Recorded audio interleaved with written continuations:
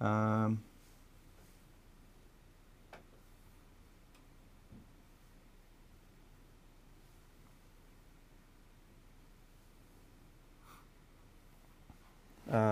let's pause the video encoder here.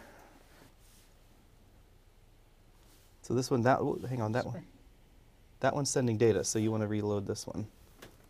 So let's get back. So let's check and see if we are live now again. I am again very sorry if we have had some issues here with our live streaming lately. Comcast was working just fine yesterday. We actually had the live stream up in a testing mode for about 3 hours, and it worked just fine. But Comcast is Comcast, and we are in a big business park here, so I'm assuming that is the origin of our problem. Anyway, if you didn't catch that, these are our giveaway items. We have thermoses, water bottles, etc. There's a link down there in the comment section below, so you can do that. USB power blocks, tons of different hats here, an NSX paperweight, all those lovely things, some Bluetooth headsets right there. All of those things may be yours if you click that link down there. I'm definitely trying to get rid of everything because my office is a very cluttered place, and I always hang on to anything that manufacturers tend to give when we go to an event and give it away to you guys. Also, there is a link down there if you want an Alex and Auto sticker. We have all these stickers, and these can be yours for free. No need to enter a contest for that. All you have to do is send a self-addressed prepaid envelope. So address an envelope back to yourself, stick a stamp on it, then stick that in an envelope with a stamp on it, and mail that to us at that address down there on the bottom of your screen in the link. There's also the address right there. P.O. Box 573, Redwood Estates, California, 95044. And make sure it has our company name, Dyclane LLC. And of course, Alex and Autos right there. That will help get that to us. And with that all out of the way, I will move on over to our snazzy new YouTube clock right here. So it's telling us that we have 269,686 subscribers. Anytime anybody subscribes, it'll actually ding for me while we're here on camera. So be sure and do that so we can actually tell that you're there. Now let's move on to more questions here, which is the reason that we're all here, of course. So, do you recommend a used Kia K900, or should one wait a couple years for the new ones to depreciate down to the $20,000, $30,000 range? I actually think the K900 is a great deal used because it depreciates like an absolute rock. So Kia seems to be really, for some reason, interested in this luxury car market in the US, even though the brand is not quite there for a luxury vehicle. But the result is that it's a great car because they've really spent a lot of money on the car, and then they don't market it at all, and they don't sell very many. So as a result, the used car value, it ends up being on the low side. If you're leasing a car, then it doesn't really matter because the lease price is the lease price. But if you're buying it, know that the depreciation could be epic. But on the bright side, if you want a great used car buy, they have proved to be very reliable, they have a long warranty, and they're very, very comfortable too. So I would actually say go ahead with that one right there. What would we recommend out of 2 to 3 row used SUV? Used 2 to 3 row SUVs around $20,000, $30,000, $40,000, considering reliability, quality, family friendly, etc. So I would say, since you mentioned reliability and quality first, I would stick primarily with the Japanese brands. So primarily with Honda, Toyota, their options right there, perhaps Mazda, and then secondarily any of the mainline American brands. The Explorer, the Acadia, Traverse, etc. I would probably try and stay away from used luxury SUVs if you're concerned about overall reliability and cost of maintenance. They may seem like a good deal on the used market, but they are going to cost more to keep around than the mainstream brands here. Let's see here. What frequency range does Honda's active noise cancellation work at? They actually don't give us a particular specification for that, but we do know that it works across likely the entire audible range for humans. because they're interested in both eliminating things like wind noise, which can end up in higher frequency areas, and they're also interested in canceling out road noise, which tends to be at the bottom of our hearing frequency range. So most of those systems operate basically the entire spectrum that the human ear can hear. Someone here is asking, due to a recent evolution in car technology, such as adaptive cruise control, would that justify getting a newer vehicle over a 4 to 5 year old one? Well, perhaps this is a very self-serving answer here, but of course, we make our money here at Alex and Autos telling you about new cars, and if you go out and buy a used car and not a new car, then that defeats the purpose of me reviewing new cars. So I personally follow the philosophy from How I Met Your Mother that newer is always better. And I personally love all the new gadgets. I love Apple CarPlay, Android Auto. I really, really love the latest active safety systems. I personally have had my bacon saved by one of them a number of years ago.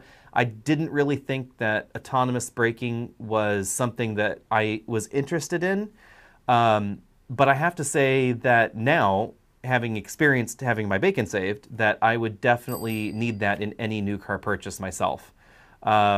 Some systems are better than others. Some systems are less intrusive than others. For instance, the Honda and Acura system will really get involved early. So if you're driving very aggressively, if you're that asshole out there on the freeway, then it is going to end up looking like you're brake checking people. So if you're sliding through traffic, trying to get through that hole in traffic, then midway through, jumping in front of someone, it's going to end up applying the brakes because it thought you were going to hit the car in front. Then it's going to look like you're an even bigger, a-hole than you thought you were going to be. But that said, I would rather have the active braking technologies than not, because they have proved that they do reduce accidents. We've seen that in the Insurance Institute for Highway Safety's traffic statistics, as well as some provided by NHTSA. We can actually see that this is having a positive effect on rear-end style accidents. So if everybody had that technology, we'd be a safer place. Moving along here, we have, do we think that Prius and Corolla hybrid will cannibalize each other? I do think so, because the new Corolla definitely, in my opinion, looks better than the Prius. And if you get Prius-like fuel economy in a better-looking vehicle that's perhaps a little bit more traditional, I think that in the current automotive climate, that's going to be a good thing. Now, once upon a time, it seemed like green shoppers wanted something that was very different, something outside the norm. But I think that customer is actually now being serviced by electric vehicles, to be honest. So, a Tesla looks very different than a lot of other cars out there. The overall styling, etc. Some of the other electric cars that are available have taken that role of the flashy, look at me, I'm green car, and leaving the Prius to the more practical role of being the high efficiency vehicle out there. So we're definitely seeing more fragmentation in that market. We have the Ioniq, the Niro, the Insight, the Clarity series. The Volt is going away, but we have the Chevy Bolt in that segment. And of course, we have theoretically some upcoming EVs and hybrids from Ford. So that market's definitely getting fractured a little bit more there. Someone's saying, if I'm not here in 15 minutes, we're legally allowed to leave. Yes, apologies for our technical difficulties. Hopefully we are not having any more now, but we cannot guarantee anything in the future.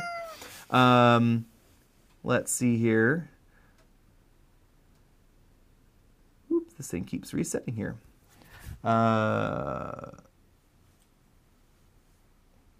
Despite the fact everyone is moving away, okay. Oh, no, that's more of a comment than a question. Sorry, my apologies for that.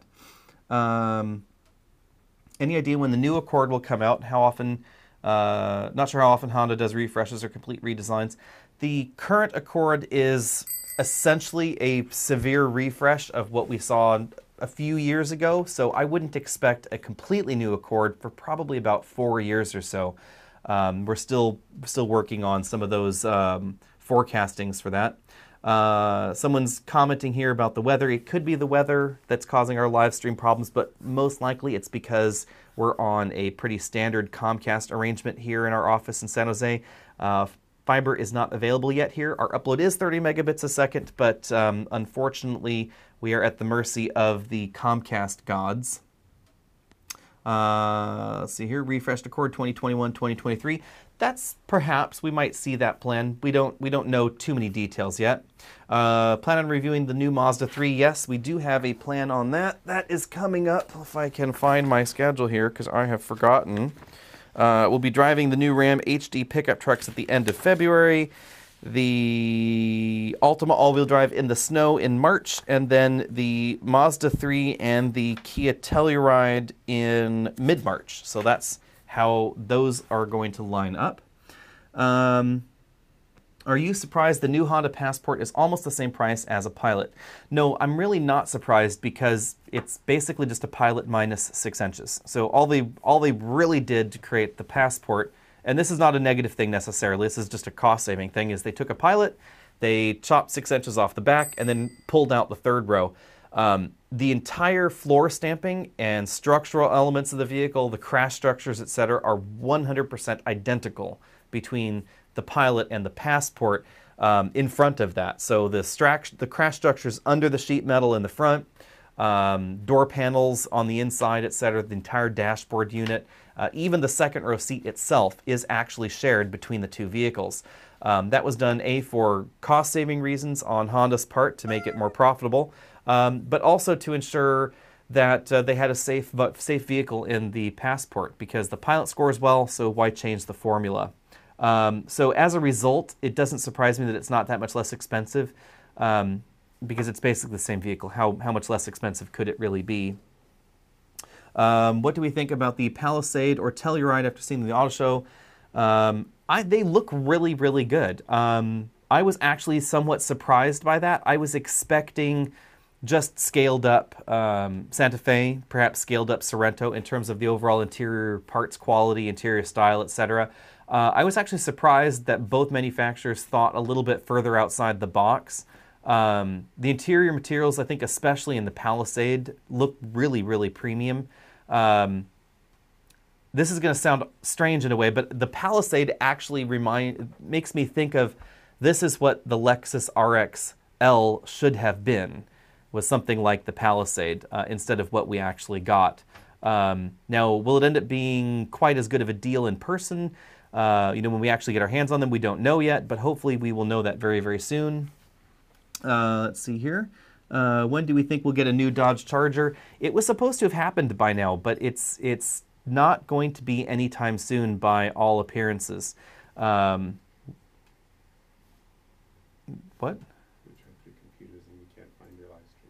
It's on the channel. Sorry people. We are having some questions here from the Peanut Gallery. So let's see here. New Dodge Charger. The theory was that the Dodge Charger was supposed to have been based on an Alfa Romeo platform. And, oh, sorry, our video was somehow not public. Sorry about that, everybody. Let's see here. Back to the Dodge Charger. Definitely having technical troubles today. Hopefully Nick hasn't been clicking over there. The Dodge Charger, again, was supposed to be based on a new Alfa Romeo platform. We're not sure exactly what's going to happen with that. I think that the real reason that we haven't seen one new yet, and haven't seen much of a focus on that, is that FCA, the parent company, of course, for Dodge, is highly profitable, and the Charger and Challenger are selling strangely well, even as old as they are, and that also goes for the Chrysler 300. So if the product is still selling well, why spend money on refreshing it when it's basically a cash printing machine at this point? To some extent, that also applies to the Grand Cherokee and Dodge Durango. If it's not broken, don't fix it. Let's see here. Nick is asking, longtime subscriber, asked after the last video ended, have you heard if and when the hybrid CRV is coming to North America? We have not. Honda is really cagey on that specifically. However, I have to say that it's only a matter of time. Honda has announced that they are going to have a big electrification push between now and I think it was 2025-ish or so. Part of that's to comply with California rules, part of that's to comply with federal fuel economy rules. But because CRV is their best-selling crossover, I have to think that is going to definitely be a big part of the equation, is a new hybridized CRV. I don't know well, actually, let me rephrase that. We do know that it's not coming for 2019 because they've already all been announced. Whether it's coming as a late 2020, we don't know yet, or perhaps a 2021. My guess would be that if we don't see it in New York in April, we won't see it until November in Los Angeles. What do we think about the new Escape 2020? I haven't seen too many details on it exactly. We've seen some with camo on it, etc. I have to say that I like the overall look. I do like the exterior design in modern Fords. The interior I'll have to wait and reserve my judgment on. My concern with the interior would be, is this following the new trend that we're seeing in the Explorer and the Lincoln products, which I think is an excellent direction for Ford, or is this going to be more along the lines of the EcoSport, their smaller crossover, which is definitely a little bit cheaper feeling on the inside. So we don't really know quite yet. What classic Volvo do you like the best? I know you like them a lot. I have had a soft spot for Volvos. I've owned 2 of them before. Again, as I said before, I'm definitely a safety person, so safety is definitely something that I look for in a new vehicle, as well as value, obviously. And that used to be definitely a sweet spot for Volvo. They've started to move up market and become more expensive and a little bit less attainable, but definitely still focused on safety. As far as classic models, I have to say one of the older Bertone coupes seems like I kind of would be interested in something like that with maybe an engine swap. That could be fun. I don't think that it's a classic yet, but the first generation Volvo S80, I really liked the proportions and the overall shapes of that Hornby design. I think they did an excellent job with that one. I don't think that qualifies as a classic car though. And the interior seems a little bit funny to me looking back on it now, but the exterior I thought was really good looking. And then after that, I think it'd be hard to go wrong with something like a P1800, something along those lines. We have a Toyota E all-wheel drive. When is it going to move into Toyota's hybrid sedans? I don't think that we're going to really be seeing Toyota's E all-wheel drive in their sedan lineup anytime soon. Toyota does not really seem to be too interested in all-wheel drive sedans or all-wheel drive hatchbacks. And it's just going to reduce their overall fuel economy and increase costs. So Toyota is a very, very pragmatic company. I've said that before. That's the big thing to remember with Toyota and Honda is their pragmatism. So things that don't make financial sense and that don't meet legislative realities, they're just not going to do. Other manufacturers might, but that's just not Toyota and Honda style. Let's move over here. How much longer do you think Honda will keep the platform under the MDX Ridgeline Pilot Odyssey? I heard it was a limiting factor, the V6 all-wheel drive 10-speed. I don't actually believe that that is the problem, as far as why they don't have the 10-speed. Unofficially, no corroboration in documented form, but unofficially Honda has basically told me that they have a volume commitment on the 9-speed automatic transmission with ZF. And that's logical because most companies that entered those kinds of arrangements with suppliers do have either term or volume arrangements. Not clear exactly which it is with Honda, whether it's a term or a specific number of transmissions they have to sell. But either way, the likely thing here is that they have to sell a certain number, have to move a certain number of those 9-speeds. And that's why we're still seeing it in a lot of vehicles out there.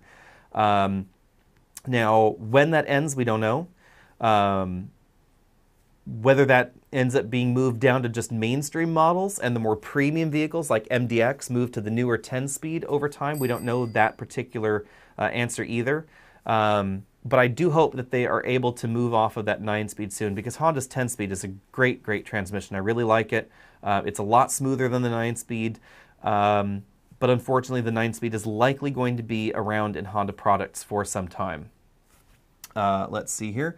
What do you think about the reliability of GM-branded vehicles such as Cadillac, GMC, and Chevy? Also, what about companies like Dodge and Chrysler?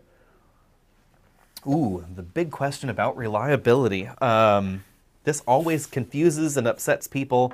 This is a tricky topic, reliability. First, I would start out by asking what reliability means to you. So if reliability means to you that my car is never going to have any problem, no software problems, the infotainment system is never going to reboot, Trim is not going to be a problem. No rattles or squeaks. That kind of reliability. Then you need to look at definitely products that have been on the market for a while and from brands like Toyota and Honda. So, for instance, if you buy a Sienna versus a Chrysler Pacifica, less likely to have problems. But the Sienna's pretty old at this point in time, so a lot of those kinks have been worked out. Now, if you're willing to live with some slight software problems, etc., then the actual reliability delta between manufacturers ends up shrinking a great deal. When you look at some of the reliability metrics that are out there, J.D. Power, for instance, they put reliability of the infotainment as well as ease of use into some of their metrics. And so if someone finds the software hard to use, all of a sudden that's a reliability problem. And personally, I have a problem with that. I don't think that ease of use is a reliability problem because it may be a pain in the butt, but if it always works and it's always a pain in the butt, then it's not really a true reliability problem. On the flip, and also when we're actually talking about true reliability problems, actual things that have gone wrong, remember that those metrics, the delta between the most reliable car and the least reliable car is closer than it has ever been before in America.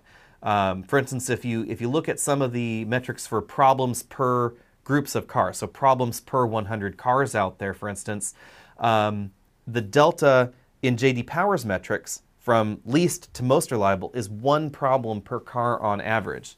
And if you expand that out and you say over 3 years of ownership, this car will have 3 problems and this car will have 6 problems. How big of a deal that is that to you? That's something only you can decide. And it also comes down to what is that problem. I might have talked myself around in a circle here at this point. But the bottom line for me has been less about reliability in my own personal vehicle purchases and more about how do I like the car, how happy does it make me, how much fun is it to drive. And a perfect example here would actually be an old Volvo that I used to own. I bought a 2006 V70R. I think I've talked about this before in some videos.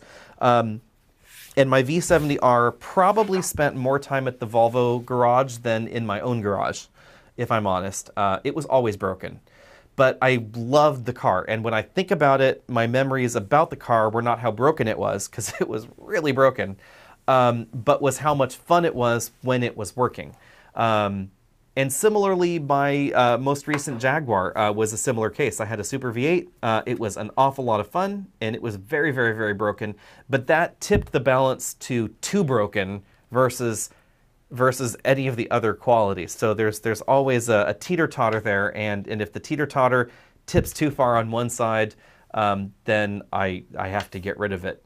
But then if it was going to be a utilitarian car and it had those same kind of problems, if it was a daily driver and it needed to get me to work every day and had those kind of problems, I would probably just want to burn it with fire.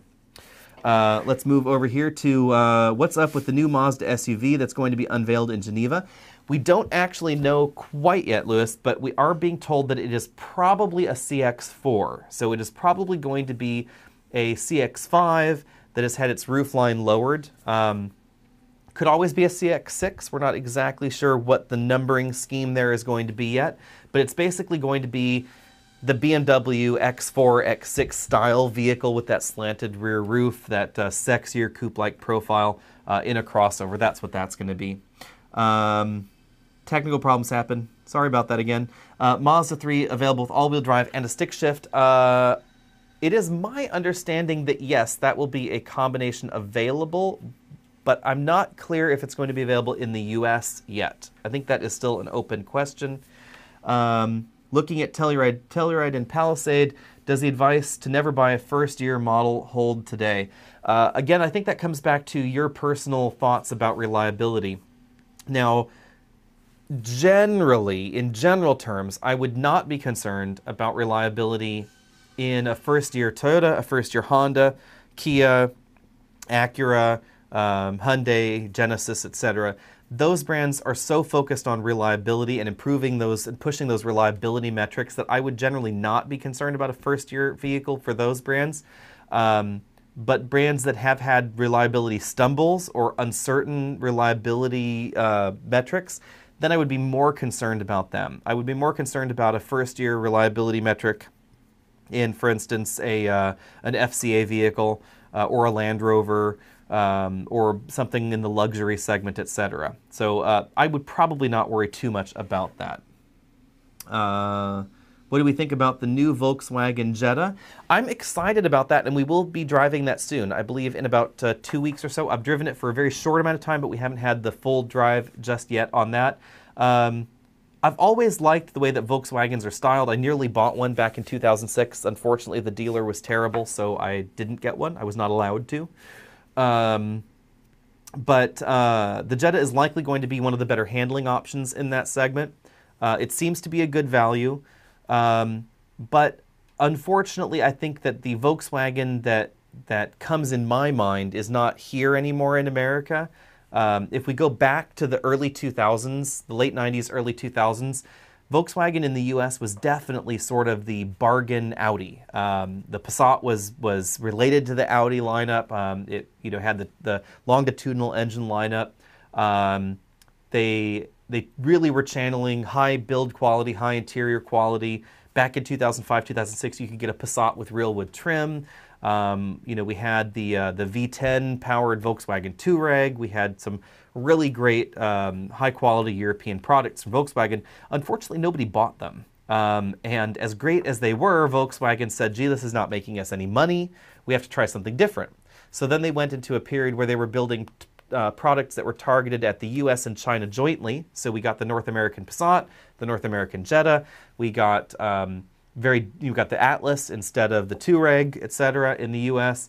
And this Volkswagen has definitely been a lot more mainstream focused, a lot less premium focused. So depending on what you're looking for in your Volkswagen, if you're thinking of that Jetta, that Passat from the late 90s, early 2000s, then this is still not going to be your Passat and your Jetta. It's still going to be a less expensive, more mainstream focused vehicle than that premium path that they were trying to walk.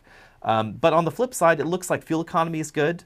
You're not going to get a CVT, so if you don't like CVTs, Volkswagen has seemingly said no to the CVT movement, yes to the turbocharged engines, which I like. And it's definitely roomy on the inside. There's also going to be a GLI, which looks like an awful lot of fun. So that's my thought there. Thoughts on the 2020 Subaru Legacy? I really like the new interior on the Legacy, and of course that huge infotainment screen. It's going to be the third largest infotainment screen in the US, according to them, outside the Tesla lineup. So there's the Tesla lineup with the big screens, then there's the Ram with the big screen, but only in top-end trims, and then all of a sudden there's the Legacy that's going to get the huge screen in every trim except the base one. So I'm excited about that. I'm excited by the fact that they're pushing that down. The interior looks like a modest improvement over what we've seen in the latest Subaru products, so it should definitely compare very well to the Camry and Accord. In terms of overall driving dynamics, I wouldn't expect a great difference between the current Legacy and the new Legacy. You also shouldn't expect more interior room because the overall dimensions have stayed about the same, and total combined legroom, front row plus second row, is not looking like it's going to change much. Now, we don't know exact legroom details yet, but we should know those very, very soon. And we should be driving that at the launch event, so we'll have a review just as soon as we can on the new Legacy. And then the new Outback is going to come right after that.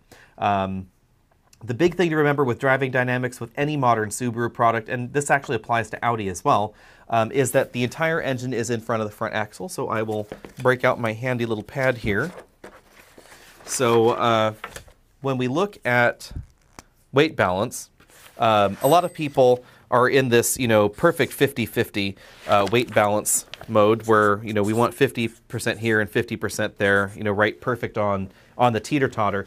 The theoretical reason behind this and the reason that it's advertised so much is that in neutral handling situations, when your power is not on, when foot's not on the gas, no power is being applied, this layout is going to give you the most balanced overall handling tendencies.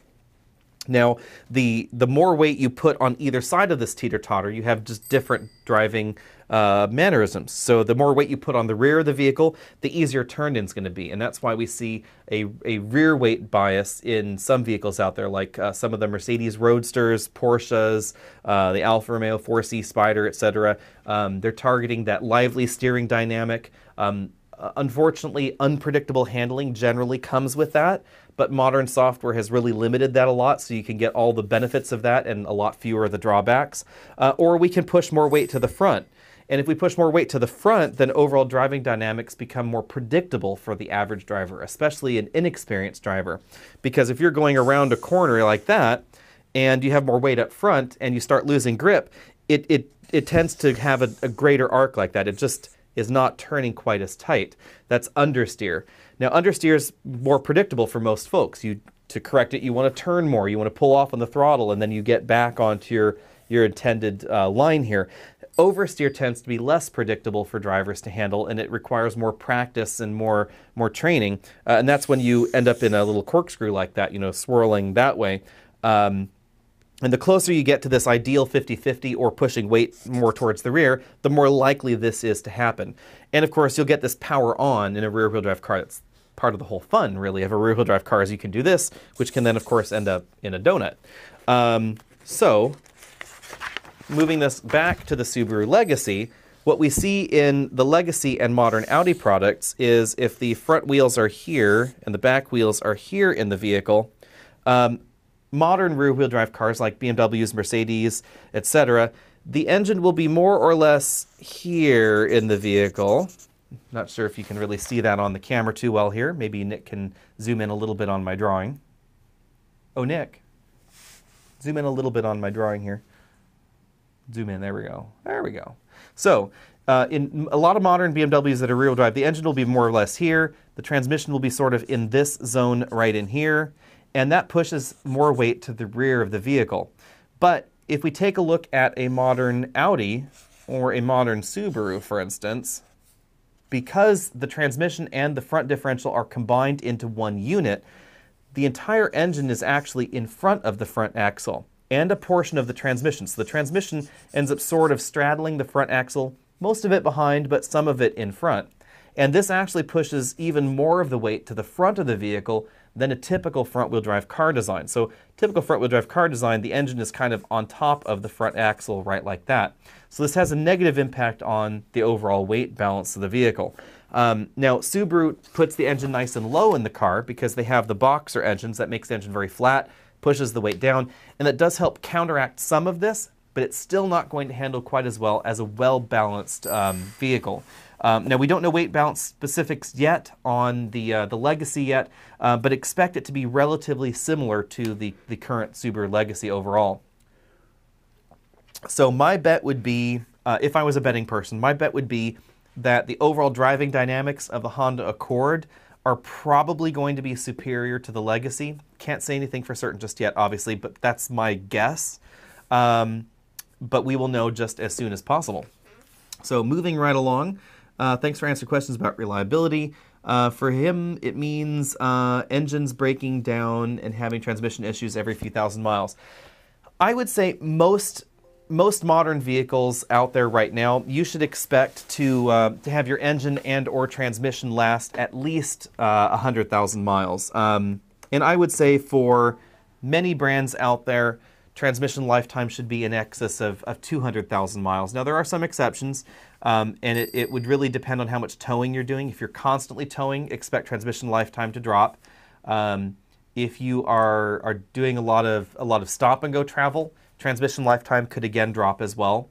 And some of the reliability questions are still open on some of the newer transmission designs, like Honda's CVT. We don't know what its future is going to be like. We know that Nissan had some CVT issues. They appear to have resolved those, but we won't know for the 5 or 10 years really how those are actually going to go. Let's see here, moving right along. Do we think it's right for Subaru to replace the 3.6-liter H6? Definitely. The 3.6-liter H6 is just a big, heavy engine. And as I said before, if you're looking at weight balance in a vehicle here, and your entire engine is in front of the front axle like this, then the more engine you put in front of the front axle, the worse this equation gets. So by putting a 2-liter turbo here, and then moving some of that plumbing as far back into the engine compartment as possible, they've likely improved the overall weight balance in the turbocharged model versus the outgoing 3.6. So I think that was the right way to do it. Also, fuel economy is a huge thing here.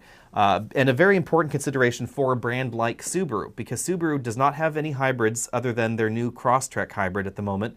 And they have a dedication to all-wheel drive. The dedication to all-wheel drive is kind of a thematic problem when it comes to overall fuel economy numbers, because all-wheel drive is less efficient than two-wheel drive. So if you have to meet government-mandated targets for your overall fuel efficiency, you have to get creative. And that's why we see CVTs in all of the current Subaru models. That's why we see excellent fuel economy in all of their models, all things considered. And that's why we're seeing turbocharged engines as well, instead of naturally aspirated V6s. Because even if these technologies don't get you a better fuel economy number in the real world, remember that they're for government compliance reasons, the fuel economy targets are calculated differently. And so a turbocharged engine, start-stop, CVTs, that sort of thing, that tends to have a much bigger impact on the government compliance numbers than on real-world fuel economy. So that's why we're seeing that a lot in many vehicles. Is there special insurance since we do videos for a living? Oh yes, we have lots of insurance here. Sadly, there is definitely a lot of insuring going on. How long do you expect a 5-speed from a 2008 Honda Pilot to last? Have 136,000 miles, and they have been shifting rough. Honda has had some issues with those older 5 and even some of the 6-speed automatic transmissions. I cannot necessarily answer that because I don't know how you've been driving the vehicle, how well it's been maintained, etc. But I do know that there have been some transmission lifetime worries there. You can probably check with a reliability outfit like True Delta for more specifics on how common some of those problems actually are in those models. And of course, I would probably check now to see how much a replacement would be, and then factor that into your budget. You know, generally speaking, as I've said in the past, the cheapest car to own is the one you already own. So if you're looking at low cost to own, budgeting now for a transmission replacement like that you could expect in the next year or 2 years may be your lowest cost course right there. Let's see here. 2018, no cars will break down powertrain performance in such a short time frame. That's basically true, as I was saying before. So most modern vehicles won't really have any expected drivetrain problems within the initial lifetime of the vehicle. As far as major problems. The exceptions there again would be if you're doing a lot of towing, a lot of heavy hauling, that sort of thing. Let's see, are we ever getting the Ayrton? I believe that's how Volkswagen is trying to pronounce it. I was just asking this question in Chicago because they had one there on the show floor, and this is something they've done before. They've brought it to shows in America, and it appears to be done, but I'm not sure why it's not being sold here yet. My initial suspicion would just be that they're concerned that it's not going to sell. The Passat does not sell terribly well in the mid-size sedan category. Volkswagen has had struggles with their overall sales in the US, and of course the US is shifting towards crossovers really in tastes. So I don't know whether it's ever going to come. I hope that it does because I think it's an interesting alternative. But then rationally, as a replacement for the old Volkswagen CC, also known as the Passat CC, that didn't sell well either, so that's probably what they're betting on. What do we think about the new Cadillac XT4? As I said earlier in the video, my only trouble with the XT4 is its price tag. The one that we have this week is fantastically expensive. It's about $56,000, as I recall. I probably should have the Monrooney here somewhere. Correct. I will, of course, correct myself if I have spoken the wrong price here at some point. But the XT4, when you actually look at the competition, the Range Rover Evoque barely gets that expensive, and it's the expensive one in the segment, really. And it is not possible to get an X1, an XC40, a Q3, a QX30, a GLA, not the AMG version of the GLA, obviously, but the regular GLA. It is not possible to get any of them that high. And that is the thing that bothers me about the XT4. The overall steering feel is a little blah, but then nobody's steering feel is particularly great these days. It just tends to be a little bit difficult to really adjust the first time you get in the vehicle, but then you get used to it. But other than that, that's really my only complaint. It's peppy. I like the 9-speed. It's fuel efficient. I dislike the fact that the all-wheel drive system seems to go back to front-wheel drive mode frequently after you've power cycled the car for a while. LED headlamps perform very well. I really like the look. I actually have always been a fan of Cadillac's overall design, especially on the exterior. I love the art and science design theme. I love the big bold headlamps. I like the angles, etc. I like the way that it looks. It also is roomy on the inside. So front passenger room, rear passenger room are very good for the segment. Cargo area is about average. Interior actually is better than a lot of people had led me to believe. I wasn't at the launch event for it, unfortunately, but I had heard reports that the interior was subpar. I have to disagree with that. I actually think that there's nothing wrong with the interior quality at all. You may not like the style, but I think that the quality is just fine. But it's going to be $6,000 to $7,000 more expensive MSRP than some of the European alternatives, and that's just a tough pill to swallow. Now, that said, you are likely going to find a better deal on a Cadillac dealer lot than at the BMW lot. So actual transaction price could very well end up being about equal with the X1. The trouble is, it's a brand new car. At the moment, it's probably selling closer to MSRP. And for our comparisons, we can't really use the theoretical deal on the lot. So if you get $5,000 to $6,000 off of it, I would definitely say that it's a great buy compared to some of the competition. If you are paying MSRP, it's a little on the spendy side. Let's see here. Do you think there'll be any reliability issues with the upcoming Ford Super Duty with the new 7.3-liter V8? I certainly hope not, because I'm really excited about that V8 somehow. I know I like green vehicles, and we do a lot of green vehicle reviews here, EVs, hydrogen vehicles, etc., but I just love a big V8. And I am just really, really happy that Ford has made us a new one. I'm going to go ahead and bet that it is based on an existing Ford design of some sort, and they've scaled it up and skied, etc. So I don't think that there are going to be any major problems. There could be little things like we've seen with some of Ford's recent engines, FCA's recent engines, etc., and everybody's recent engine, really. Like Honda's 1.5 had a little bit of a slip up initially. So there may be some weird little things. Not to discount anybody's problems if somebody's house has burnt down, obviously, based on one of the fuel line problems in some of those engines that I just mentioned. But generally speaking, not a huge occurrence, and they were resolved, and going forward, no problems expected. But we will not know really for a while. But it is very exciting. How relevant is rear seat, middle seat comfort? I think only 1 in a million cars on the road has someone sitting there.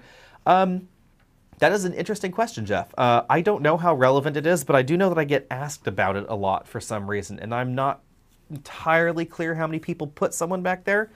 But again, I do get asked about that. Just as I often get asked about 3 child seats across the back. That is actually a very, very common email that we get, which is why in vehicles that are theoretically family-focused, we try and comment on child seat accommodations. I don't know how many triplets there are out there. Because even if you had 3 kids, it's unlikely that they're all going to be in an age where they're in a child seat. Theoretically, you could have one in a forward-facing one in a rear-facing one, and one in a booster. That seems like it could be more common than 3 child seats across the back. But still a question we get asked frequently, so we try and follow up on what you all ask us. What do I think about the Explorer ST coming out? I'm really excited about the Explorer ST because it should have driving dynamics to finally go with its power output. The high output version of the Edge and the current Explorer, they're kind of a little disappointing because the way that they deliver the power, the overall weight balance in the vehicle, the fact that the Ford front-wheel drive transmissions can't really handle all that torque leads to performance figures that are a little disappointing. But that's not what we see in Ford's 10-speed automatic transmission. The Ford 10-speed can handle a huge amount of power, as we've seen in their pickup trucks, the Mustang, etc., and the Camaro, same transmission in the Ford and GM vehicles, it handles a great deal of power. So when Ford is saying on the new Explorer 340, 350, whatever horsepower that's going to be, definitely believe it and definitely expect performance figures to be where they should be for that kind of power output. Overall handling ability, again, I was also surprised because they're putting some pretty big tires and pretty big brakes up front, so expect grip to be good. Expect it to handle probably better than the Durango SRT. We don't know if there's going to be as much power in any of the versions as the Durango, but it's not out of the question because, again, that drivetrain could definitely handle the power if they wanted to later. So definitely excited. The only downside to the new Explorer that I've been able to see so far is the overall towing capacity was a little bit unfortunately low in my opinion. But the reality is that very few people tow with their mid-sized crossover. I seem to be the only one. So towing is probably where it needs to be for that segment, but I could wish that it was a little higher for myself. On that note, any thoughts about the FA24 motor coming to the Outback? You can bet that there will probably be a turbocharged Outback. That's going to be my guesstimate there. Do you feel that Subaru products have the same reliability as Toyota or Honda? No, they don't seem to, and that's not just my opinion. When we look at reliability metrics, Subaru definitely doesn't have the same reliability as comparable Toyota or Honda models. There's simply more to go wrong. Anytime you're adding all-wheel drive to a vehicle standard, you're going to bump those reliability metrics into a different category. Now, Subaru has not been objectively bad in terms of overall reliability. They're just not in that top-end category there. What do we think about the Audi e-tron? Again, very excited about that one. We'll know more when we can actually drive it. The only thing that concerns me with the e-tron is the overall efficiency numbers, and that's something that I mentioned in our recent review of the Jaguar I-Pace, was that I loved the I-Pace look. I loved the way that it drove, and I really wanted to like the package, I think, more than I ultimately ended up actually liking it. And efficiency was the big thing for me on the I-Pace. The number of kilowatt hours that it takes you to drive X number of miles is just 30% higher in that Jaguar than it is in a comparable Tesla. Sadly for Jaguar, the comparable Tesla is a 3-row vehicle that weighs 1,000 pounds more, and it is still about 30% more efficient. We don't know exactly why that is with the I-Pace yet, but our numbers are not alone. You know, a lot of other publications have noticed that it is strangely inefficient compared with some of those modern Tesla products. So that's my big problem with that. And it looks like on the surface of things that the e-tron is also going to be similarly inefficient to the Jaguar. We don't know exactly yet. Maybe it'll be a little bit more, but it's seemingly not going to be on the same level as those newer Tesla models. Let's see here. I think your videos are the best for the American market. Thanks very much for that comment. Would the CX-9 make a great family and road trip vehicle? Is the XT6 worth waiting for? I like the CX-9. I think it's a good, well-rounded vehicle. It's definitely fun to drive. It's not as fast as some of the other options. And the 6-speed automatic transmission and turbo engine are not as efficient as some of the options. But I like the overall look. It's a gorgeous vehicle. It's comfortable on the inside, etc. Depending on how big your family is, the cargo area could be the limiting factor in the CX-9. Moving over to the XT6, is the XT6 worth waiting for? I'm going to try and reserve my judgment on the XT6 because I like the look on the outside, as I do with most modern Cadillacs. But my concern with the XT6 is that it is launching into a market where the new Lincoln Aviator is also launching. And the Aviator is going to come standard with 400 horsepower, a 10-speed automatic transmission, rear-wheel drive, an available plug-in hybrid, and an interior that is honestly the next category above the XT6. So that's really my concern with the XT6, is that it's going to be outclassed by that brand new Lincoln. Again, we'll know sooner. Let's see here.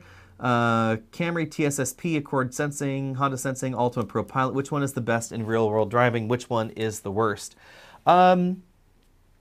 The Pro Pilot Assist is quite good, I would say, overall. And if I were choosing just on that feature set, I would be torn, I think, between the Camry TSSP and the Nissan Pro Pilot system. Pro Pilot does a better job at lane keeping and lane centering, And it also has a nice safety feature where if you have that feature enabled and you're driving down the road and you become incapacitated, it will actually stop the vehicle in your lane. It'll do it slowly. It will try and wake you up with brake pulses. It'll have a warning in the car, and then it will actually take you to a complete stop in that traffic lane, turn the hazard lights on very slowly so that way hopefully you won't get rear-ended. That I think is a good safety feature, especially if you're concerned about someone driving that could get incapacitated while in motion. The Camry system I think is a little bit smoother in terms of its overall radar adaptive function. And if you get a Toyota with a manual transmission, a lovely feature with that system is that it doesn't disengage the radar adaptive cruise control when you put in the clutch. And that's something that a lot of radar systems do. Put in the clutch, disables the system. So if you want to change gears, you have to keep re-enabling the system after each gear change. But in the Toyota system, you can actually change gears up and down as you're hill climbing, and the radar system will re-engage after you've smoothly re-engaged the clutch there. So I think that's a very handy feature. What highway do we use for testing in the Bay Area? We use several, so we use 17, 880, 280, 680, 101, and 17. And then we do a lot of mountain highway driving in roads around the Santa Cruz Mountains, occasionally Highway 1 depending on the vehicle. So a good balance of really rough road surfaces, potholes, etc., that sort of thing. What do we think about the Korean brands? We think they're doing great here. I think the Korean brands generally are the automotive Cinderella at the moment. They were definitely the underdogs, and I've been very impressed with how far they've come in so short a time, because 10 years ago, a lot of their products, especially Kia's products, were truly terrible 10 years ago. You know, the Sophia, the Amante, that generation of strange product where they looked like someone took the front end of a Mercedes and jammed it on the side bits of a Jaguar. You know, it was very, very odd. And some of their products were generally reliable, some were not. There was a kind of a mixed bag. Safety wasn't exactly their focus. But their recent tie-up with Hyundai, and then of course Hyundai's improvements then within their own envelope, have really brought them an incredible distance. And the rapidness at which they have improved, I think, is what's impressive with those brands in my head. Because, say, 5 years ago, the previous generation Sorento would be a good example, was a mixture of price cutting, good features here and there, not a huge focus on fuel economy. Reliability was definitely a focus. It was practical, it was affordable. It wasn't exactly the most beautiful in its segment. It wasn't the desirable option. But then now we focus to a car like the Stinger, which can be attractive and desirable, and fun to drive and reliable, warranted for a long period of time, and is also up to date with a lot of tech. And now we have the new Kia Forte, which is seeming to show a new side dedicated to fuel economy, along with some of their hybrids and EVs. So yeah, I've been very impressed with them. I like their business model, theoretically, the way that Hyundai and Kia fight against one another. It's kind of intriguing. I think they're definitely something to watch out. Their sales haven't really gone anywhere particularly great lately. I mean, they're still trundling along at their typical sales pace, but I think their product portfolio is pretty sturdy. At the moment, they seem to fall into the category of some are great buys in their segment, absolute best values, hands down. Some are definitely the solid option. You know, you can't go wrong by choosing A, B, or C. There's no bad option in this group, but is it the best? Not necessarily. So would I buy a Forte?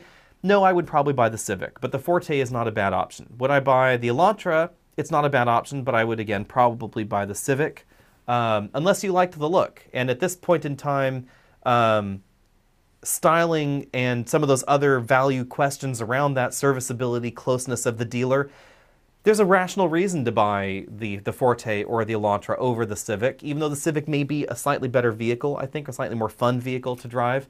There are definitely some rational reasons to do that. In the same way that at this exact moment, I think there are some strong reasons to not buy some of the other options, like the current generation Corolla I just wouldn't buy. It's not as much fun as the Honda. It's not as fuel efficient as the Honda. It doesn't look as good as the Honda, etc. Now, the new 2020 Corolla is going to help change that, but at this moment, that falls in that category there. So hopefully that explained your preferences there. What do we think about the new Mazda 3? I think that the new Mazda 3 is absolutely gorgeous, except for the hatchback model in the back. I am not really a fan of that sort of beautiful Mazda 3 on the front grafted to an egg on the back. And seeing it in person has not necessarily helped me on that, but I'm open to what you all think about that down there in the comment section below. Conspiracy Theorist is asking if I prefer the Kona or the Niro EV.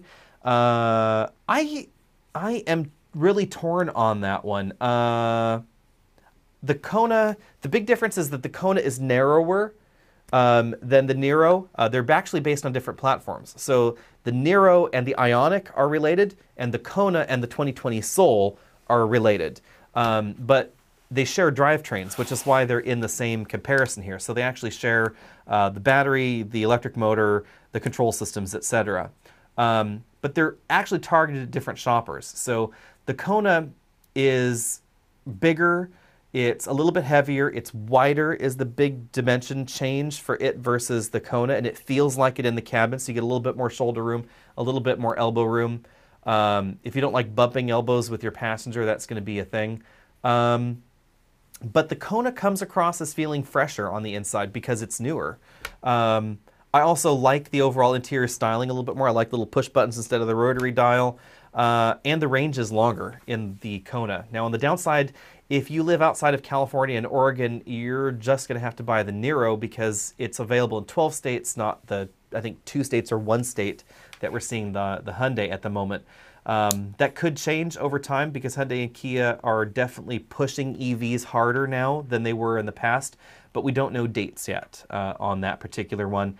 On that particular, I'm still torn. We're driving the Kona EV this week. Hopefully we'll know more soon. So maybe next week you should ask that question again. Will Honda fix the Ridgeline rear passenger door gap or lack of issue? I doubt it. The Ridgeline is probably going to go to its grave in this generation exactly as we're seeing it now. And it's probably going to be a fairly long lifetime based on the fact that the interior is now being used in the Passport, a new model. So it's probably going to be a while. Why does the Buick Enclave not have rain-sensing wipers? Cost is probably the big reason, and to leave a feature for Cadillac, perhaps. Do you think a new Nissan Pathfinder will be released for 2020? No, I wouldn't bet on that. Maybe 2021, but 2020 looks unlikely at the moment because we've already started seeing Nissan introducing 2020 products, and the Pathfinder was not among them. Why won't Volkswagen bring the 2019 Touareg to the US? That's an easy answer. It didn't sell the last time they did. It's a little on the expensive side for a Volkswagen branded product, and the last time they tried to bring the brand up market, it didn't work. For some reason, in other markets, selling an expensive luxury vehicle with a mainstream brand is not a problem. For instance, in Europe and other markets, the Phaeton and the Touareg had no issues in selling. But in the US, they just never sold well for some strange reason, which is a pity because I really liked the Touareg and I really liked the new one. We just can't get it here. It would be an excellent alternative to something like a Grand Cherokee, in my opinion, but it actually was more expensive than the Grand Cherokee last time it was here. So that's part of the problem. Pros and cons of the vertical widescreen infotainment system like Tesla, Volvo, Ram, and infotainment that's in line, stuck on the dashboard like BMW and Mercedes-Benz. I think it's just a styling preference, personally. I like aspects of both. I do tend to favor, personally, I tend to favor touchscreens or systems that offer multiple methods of interacting with the system. For instance, I really love the fact that BMW's latest incarnation of iDrive allows you to touch the screen. I find myself interacting with the touchscreen when I want to use Apple CarPlay and the rotary knob in iDrive when I use the iDrive screens, because the iDrive screens are well adapted to the rotary knob. But then, like the modern Cadillac system in the XT4, I never use the knob. I always use a touchscreen because the system is just not well intended for the knob yet. And some of these systems that have been converted to knob use drive me batty. Like the Lexus system that's been same software, but it's been massaged over time to now use the touchpad or the stick or the whatever. I have major problems with that. It's not as usable as the luxury alternatives. and that's my big problem there. Let's see here.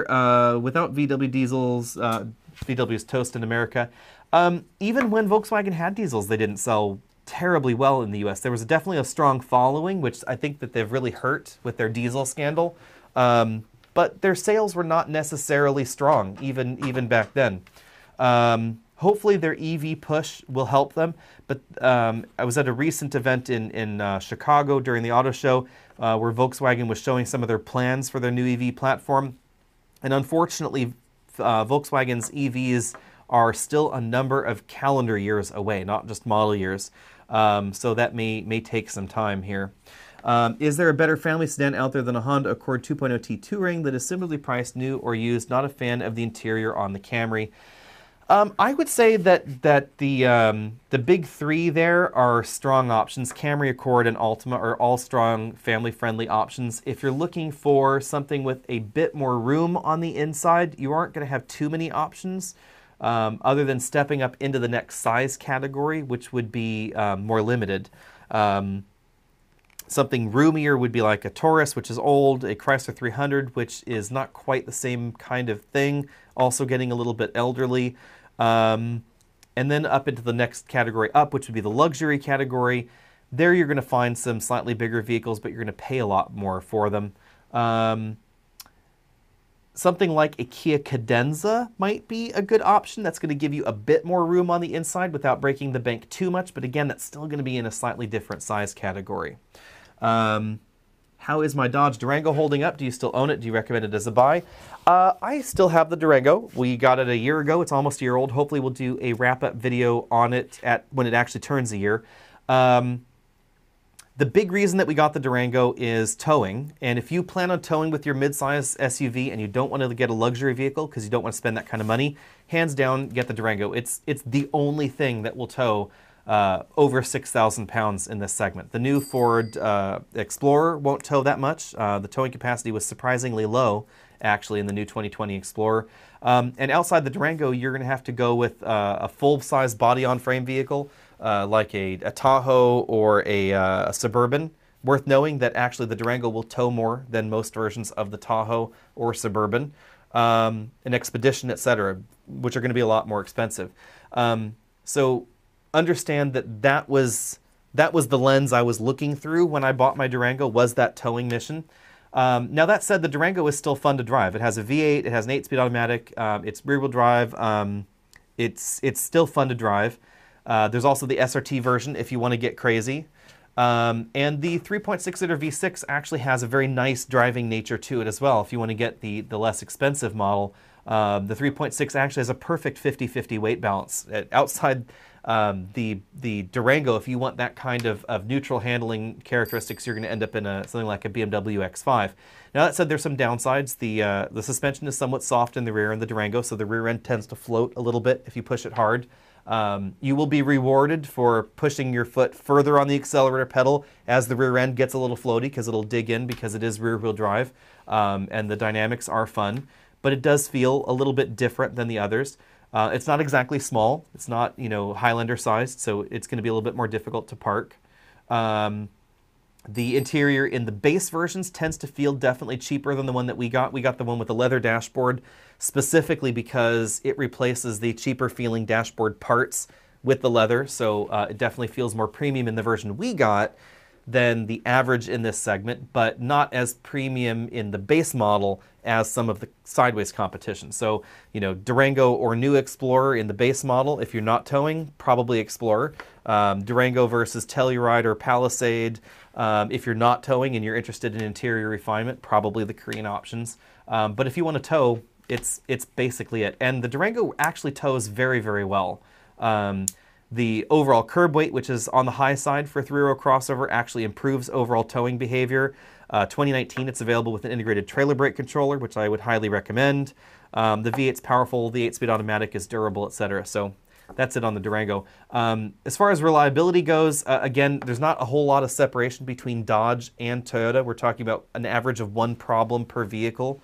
We haven't had that one problem yet. We have about 7,000 miles on it now, as I recall, most of them towing, because that's what we got it for. It spends almost all of its life with the trailer on it. But overall pretty reliable. Now remember that this is a sample set of 1, so statistically this commentary is absolutely useless and should never be used to indicate future reliability on a vehicle. Let's see here. Have we made a decision to order a Rivian? We actually are. Oh, what made us decide to order a Rivian? Because it's totally cool. It is a cool looking pickup truck, and I am the kind of person that has always wanted a pickup truck, but has never bought one for some reason. I don't know why I've never bought one. For instance, the last purchase decision with the Durango, we ended up buying the Durango rather than buying a pickup truck because we live in the country, we have the room for trailers. Maybe that's the best way to describe this. So in my head, the pickup truck shopper, ideal pickup truck shopper target market is the suburban person who wants the utility vehicle, wants to be able to do backyard maintenance, this sort of thing, transport stuff around, tow a boat, whatever, but needs that to all be contained in one package in the driveway. I live on 10 acres in the mountains, so having trailers here and there is not a problem. So we have a flatbed trailer and a box trailer and a car trailer and a this trailer and a that trailer, and you just stuff them somewhere. And when you need to pull something big, you pull out the trailer and you attach it to the SUV. So the feature set that I wanted in the Durango was less expensive than in a Silverado or an F-150 or a Ram pickup truck. It towed about what I needed, which is 7,500 pounds approximately. It tows very well. And if I have big items, I have a 14-foot box trailer, and you can just stick more stuff in there than you can in the bed of a pickup truck. I have a heavy-duty utility trailer that can put as a cargo load rating of 7,500 pounds. So the combined weight of that trailer is more than my Durango could pull, but I could overload it if I needed to. It has brakes on it. And that combination is actually more useful than a bed in a 1-ton pickup truck even, because you can put more weight in it and it's lower to the ground, so it's easier to get things on and off with the forklift. So that's been my rationale behind that. But at any rate, back to the pickup truck. I've always wanted a pickup truck. I like, EVs in theory, and it just looks cool. So, had to say yes to that. We'll see when it actually shows up, if I continue with the order. That's my plan, but I'm not going to guarantee anything. Independent testing of diesels indicate they're nowhere near as bad pollution-wise as supposed. Do you agree? That is, I think, better left to pollution scientists than myself. I do know that the big focus for a lot of diesel emissions worries lately has been particulate emissions and possible cancer-related problems with that soot side, as well as the nitrous oxide emissions. So I will leave that to other outlets to pontificate on more here.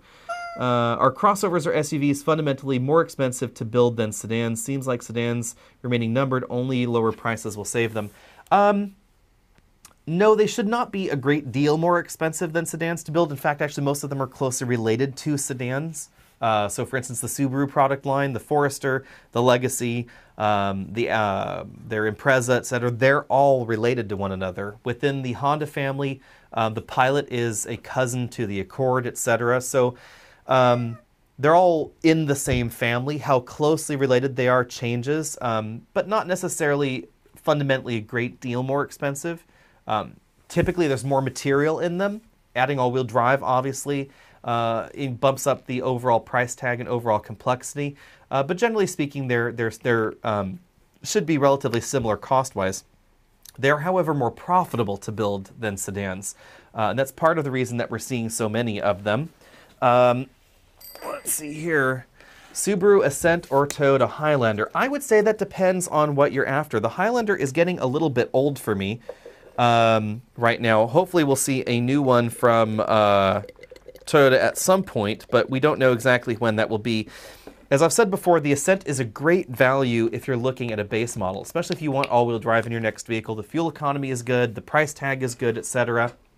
The trouble for me with the Ascent ends up in the top-end trims. I'm great in the mid-level and lower-end trims, but by the time you get to a fully loaded Ascent, it ends up a little bit pricey, and Subaru is selling like hotcakes right now, so Subaru cannot keep the Ascent on dealer lots. So you're always going to be paying basically MSRP with the Ascent, and you'll simply get a better deal on those top-end luxury trims of the competition.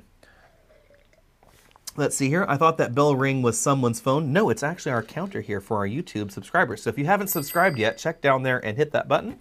Pilot versus Explorer. New Explorer, I would say Explorer. Old Explorer, I would say Pilot.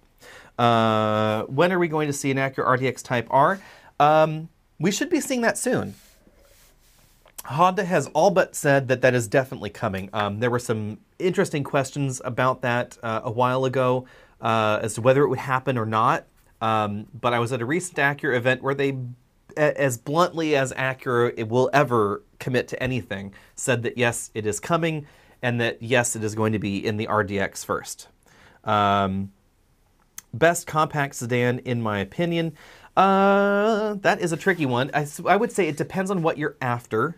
If I were shopping in the compact sedan segment right now, I would actually be really hard-pressed to choose between two models. One would be the Civic with the 1.5-liter turbo, probably in the Touring trim would be my favorite version of that one. And oddly enough, what seems like the polar opposite in this segment, which would be the Hyundai Ioniq. They appeal to different sides of me personally. The Ioniq gets incredible fuel economy, but Hyundai actually, for some reason, decided to put a fully independent suspension in the rear of the Ioniq. And if you get the top-end trims, it was actually designed to accommodate much wider tires than you typically find in base trims in that segment, or hybrids in that segment. So top-end versions of the Ioniq handle really well, and the overall price tag is very, very nice too. So if you're interested in fuel economy, but you still want some fun, the Ioniq is going to be a really good and hard-to-pass-up option. But my probably absolute top pick would be the Civic with the 1.5 turbo right now. I would skip the SI. The SI disappointed me a little bit. It's like Honda turned the dial up by half a step. So if we're on a scale here, the regular Civic 1.5 is a 9. Or maybe an 8. Maybe it's an 8. And then the Civic SI is maybe an 8.5. And then we Type R and we go all the way up to 10. But the delta between that gap is filled by the SI, and the SI is closer in some ways to the regular Civic. So I was a little bit disappointed that the SI wasn't closer to the Type R. Wasn't, a little bit less R, but still in that same envelope, if that makes sense. Let's see here. Not going to comment on that one. Which is your favorite show, Top Gear or the Grand Tour? I liked Top Gear before the trio left, and I liked the trio before they started Grand Tour, if that makes sense. I wish that, and hopefully this will change, but I wish that they had been able to stay on with the BBC, because I think that fit them a little bit better. I kind of wish they'd been able to stay along with the BBC and just do their crazy specials, because that's what they really excel at. Let's see here. Please review the new Cadillac Xt4. We have it this week, as I said before. Ranger or Tacoma? Definitely Ranger.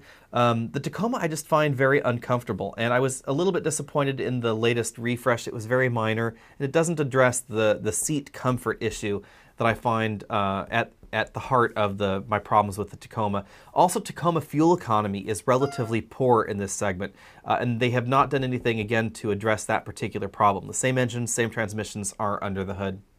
Let's see here.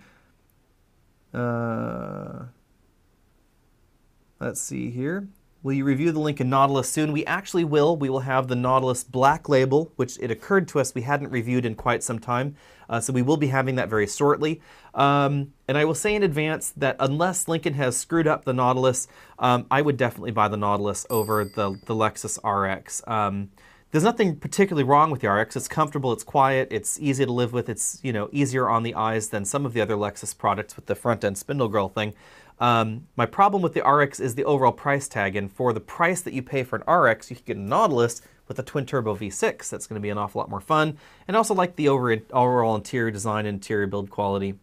Let's see here. Someone's asking, are Are Kias reliable? Yes, they've actually, typically, lately, they've actually been scoring above Toyota in some reliability metrics, so I wouldn't worry about them in reliability. Do you think the Model 3 or Honda Clarity will add cross-traffic monitor feature? Surprised they don't have it. I think the reason that both of them really don't have it is just cost. That's really the thing. Let's see here. What are we thoughts on the 2019 Toyota Tundra? I've touched on that before. My problem with the Tundra, again, is overall fuel economy. And this is, I think, just a byproduct of the fact that Toyota doesn't sell very many Tundras, so there's less motivation to spend a lot of cash redesigning it. But if you're paying, especially if you're in a more expensive state with fuel prices, like if you're in California, you're paying $3 a gallon for gasoline. A Toyota Tundra driven 15 to 20,000 miles a year for 10 years is going to cost you over $10,000 more in terms of fuel cost than any of the comparable American efficient pickup trucks. And I'm not talking about the low horsepower models. I'm talking about a Silverado with a 5.3 liter V8 and their 8-speed automatic transmission and the newer fuel-saving technology, a Ford F-150 with the 2.7 liter twin turbo, a Ram with the mild hybrid system on the 5.7 liter V8.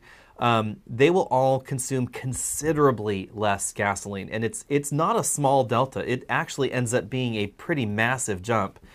In real-world driving, the Tundra and the Titan get around 14 miles per gallon, but if you drive even a Silverado very gently or moderately, I would say, not necessarily gently, but definitely moderately, you could be averaging over 20 miles per gallon in those vehicles. The F-150 does very well also. Now, if you're doing a lot of stop-and-go traffic, obviously all those models will skew down there towards the bottom, but that delta between them is always going to be fairly large. And a lot of folks don't realize this, but jumping from 15 to 20 miles per gallon is a much bigger impact on your wallet than going from 25 to 30 miles per gallon, for instance. And the Tundra may be very reliable. I mean, actually, I would say it is very reliable, as we've seen from the metrics, but at the fuel cost difference between operating a Tundra versus operating an F-150 with the 2.7 liter turbo, you could replace an engine and a transmission every 3 or 4 years, and you would still not achieve the operational cost that we would find in that Tundra model, which I think it's unfortunate that they haven't improved that fuel economy. Someone's commenting on the cool mug. Thank you. I love little flasks that are made out of mugs. And then someone is asking about the vacuum tube preamp. It's not actually a preamp. It's actually a Nixie tube clock. So it's actually a clock there with Soviet Union Nixie tubes. What are our thoughts on best legroom for tall drivers, sedans, or highway cruisers? With sedans, for tall people, your best bet is going to be in something like the Buick LaCrosse, something like a Kia Cadenza. You're going to want to look at the front legroom figure, which we don't actually typically list in our videos. Typically, we're going after the combined legroom, which really gives you the size of the interior overall. But look at manufacturer specs for front legroom. Something over 42 inches should be your goal there. And there are going to be a few in the affordable segment, but not too many. Generally, the bigger the car, the better off you are there, as usual. When is the newly redesigned MDX coming? I wouldn't expect that for a few more years, to be perfectly honest. Let's see here. Any idea when the 2020 Rdx is coming out? It's probably not going to be any there won't be any changes, rather, for that model. It's possible that there could be a late inclusion of Acura's new twin-turbo V6, but we don't know details just yet. So I would say maybe if it's not in New York, it won't be coming until end of the year. Top trim 2020 Explorer or any level Aviator, I would probably go with Aviator. I don't know what the delta's going to be. Now expect the Aviator to be on the pricey side, but I would probably get the Aviator. I love the way the interior is designed in that model. How do we feel about Buick? Buick makes some interesting cars. I've always liked the fact that Buick is sort of the American-European brand from General Motors. Unfortunately, that appears to be going away because General Motors sold Opel, and a lot of the Buicks that we have now are stolen directly from that Opel line, the Regal, the Tour X, the Encore, etc. I kind of wish that, in my head, that Cadillac was really elevated to a different area. Buick was pushed up closer to where Cadillac was, because as it is now, Buick is kind of this weird in-between sister child, or sister brand, and there's a huge price overlap between Chevy and Buick, and a little bit of overlap between Buick and Cadillac. Sometimes that means that the Buick is, I think, a good deal. So for instance, if you're looking at the Chevy Trax, I would get the Buick Encore because I think it's more attractive and it's actually a better deal in that form. But other than that, it just ends up in this weird nebulous region where a lot of brands are struggling. Acura, I think, is to some extent in this same category as well, where, you know, what is an Acura over a Honda versus a full-on luxury brand from Europe, and you know, you don't get the same level of feature content and performance that we find in the full-on luxury brands, but we get more than we do in the mainstream brand. And how much is that delta worth to you versus jumping up to the next category? That's kind of a tricky question.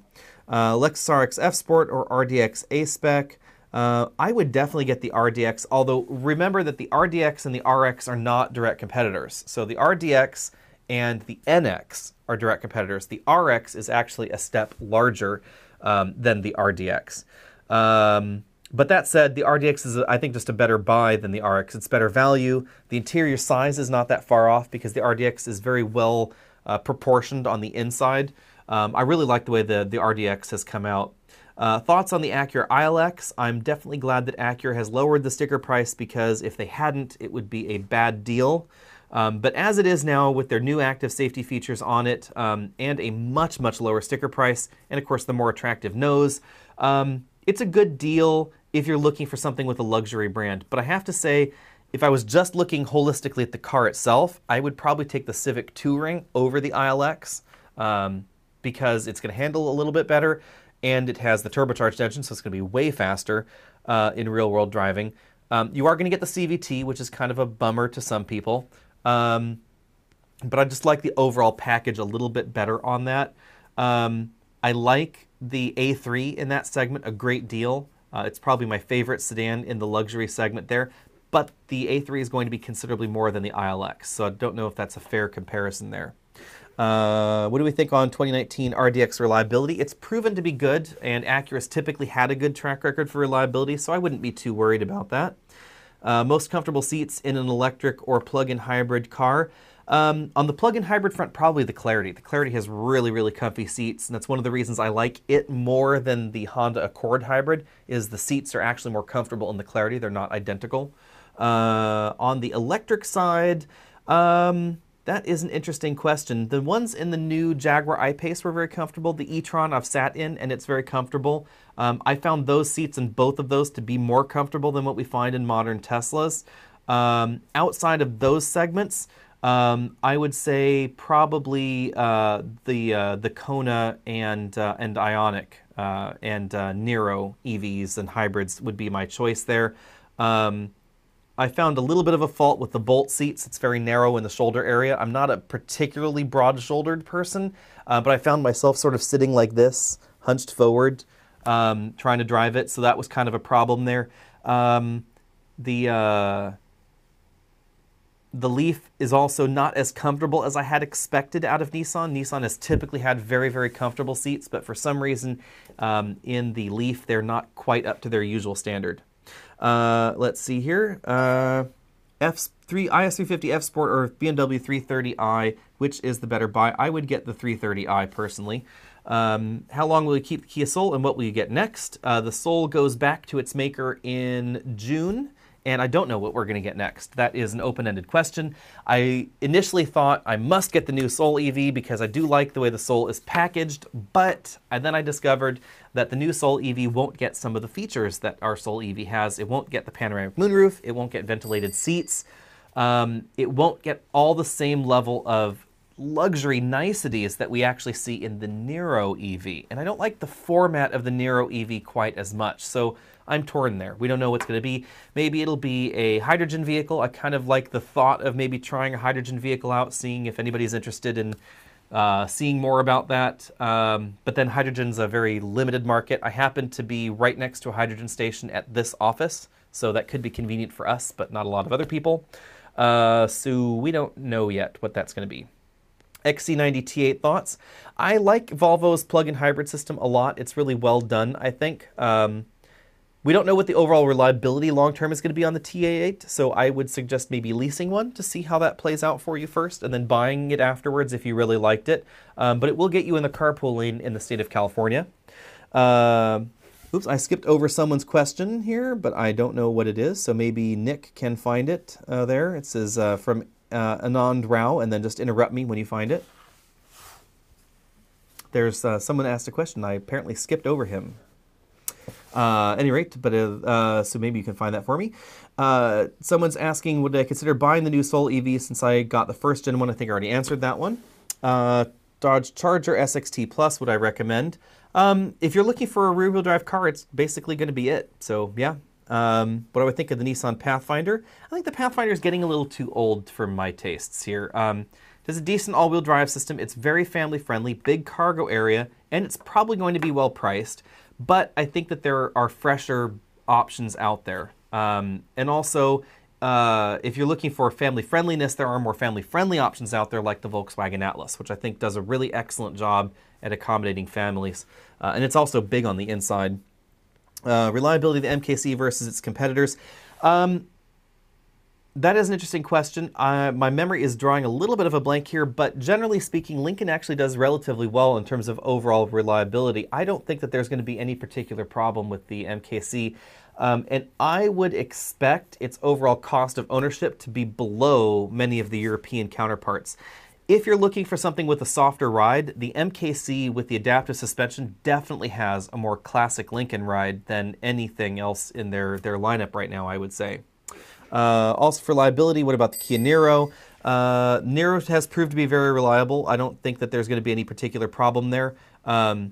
One key thing here to remember is manufacturers that tend to have long warranties, they're either doing it for marketing reasons, like FCA did for a while when they had the unlimited warranty and then the really long warranty that they've since discontinued. Manufacturers that stick with it very long term, as we see with Hyundai and Kia, they seem to be doing it because they know it's good business sense. It doesn't cost them anything to keep it around because their vehicles tend to be reliable, and it helps people give an extra sales reason to buy the car. So I wouldn't be too worried about that. Why do some people not care about reliability when buying a car? If that was true, why doesn't Toyota sell more of everything than other manufacturers? For a lot of folks, actually, when you look at statistics of why people buy things, reliability is not generally at the top. Fuel economy, styling is big, etc. Those tend to be very high on that list, but overall reliability for some people tends to be high, but not necessarily on others. So I hope that answers your question. Anand is asking, let's see here, what is your review of the Livery while we recommend it? Oh, so he already re-asked the question, so thank you. So got that answered for you. Sorry about that. If that was true, if reliability is so important, why does Toyota sell more than the manufacturers? So this is going to be somewhat controversial in answer, perhaps, I guess, to some of you, but I think one of the core reasons that reliability is high with the Toyota brand is because of Toyota's design ethos. Change, especially revolutionary change and complete design change, breeds unreliability. Because if you're gonna completely reinvent this pen, or something else around here, there's the chance that you might have designed it wrong. But if you take the pen and you say, I'm going to fix what I don't like about it, and you change just what you don't like, you're less likely to cause a problem because you've only changed things slightly. And that's been Toyota's design philosophy for a very long time. If it's not broken, don't fix it. And that's why we see even in the current generation Camry, a lot of things were actually borrowed, design elements even, from the previous generations of their product line. We haven't seen radical changes in the engines or transmissions. Toyota is just now starting to look at continuously variable transmissions in mainstream vehicles. They've had them before in some smaller market vehicles, but nothing as mainstream as the Corolla. They've been very resistant to turbocharged engines. etc. over time, because those sorts of changes just breed unreliability. Adding complexity, making massive changes, that creates unreliability. The downside is you don't end up with the latest snazziest gadgets. So it's taken to a long time to get us Apple CarPlay and Android Auto. It took them a while to do, more modern infotainment systems, because they really wanted to evolve the software rather than redesign it for a long time. We don't find Toyota, Lexus, or even Lexus vehicles with big LCDs in the dashboard like we see in some of the competition. Because again, it breeds that moment, that possibility of unreliability, and they will spend a lot more time internally testing things to make sure that nothing fails. But then on the flip side, in a market crazed with features and functions and gadgets and your latest whatever, they can end up feeling a little left behind, in my opinion. So, for instance, if we look at the Lexus UX, the UX is probably going to be very reliable. It's a Lexus. I mean, I would have zero worries about first-year reliability in that model, but it's not particularly swift. It's actually quite slow. It's very efficient, but we don't have the same level of gadgets on the inside that we find in the competition. Meanwhile, for about the same price, you could buy an X2 that is considerably faster, or you could buy a Range Rover Evoque, which I think is better looking. You could buy a Volvo XC40, which has more gadgets standard, a bigger touchscreen, a LCD instrument cluster, etc., more comfortable seats. So that seems to be the big thing there, and features definitely seem to be driving car purchases. So let's move along here. Let's skip on over here. Would I choose the EcoBoost 2.3 or the 3.0 twin turbo? I would probably get the 3-liter twin turbo, but hey, I like more power. Let's see here. How is Maxima on reliability? Nissan has generally been a sort of middle of the pack, so the Maxima is probably going to be less reliable than an Avalon, but perhaps more reliable than something like a Ford Taurus long term. Let's see here. Opinions on 2017 Chevy Sonic and Chevy as a whole. Chevy's a good middle-of-the-road brand. They don't tend to think too far outside the box on their passenger vehicles, generally. But they've proved to be actually relatively reliable when you look at the metrics overall. Let's see here. Good fit for an active family with 3 adults, adults/teens, and 2 small kids in car seats. You definitely would need the SUV rather than the car, I would say there. Depending on size, I would say you could go look at some of our videos where we've talked about top picks at the moment.